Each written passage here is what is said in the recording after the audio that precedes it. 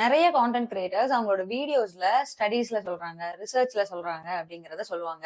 எதுக்கு? ஒரு trust and கிரெடிபிலிட்டிக்காக. அவ்வளவு நம்பக்கூடிய சயின்டிபிக் ரிசர்ச்சர்ஸ் ஏஐ மிஸ்யூஸ் பண்ணிட்டு இருக்காங்க. நான் என்ன நடந்துச்சுன்னு சொல்றேன். சயின்டிஸ்ட் ரிசர்ச்சர்ஸ் வந்து அவங்களோட அகாடமிக் பேப்பரை ஜேர்னல் கான்ஃபரன்ஸுக்கு அனுப்புறதுக்கு முன்னாடி எக்ஸ்பர்ட்டோட ரிவ்யூ வேணும் அப்படிங்கிறதுக்காக ஒரு வெப்சைட்ல சப்மிட் பண்ணுவாங்க.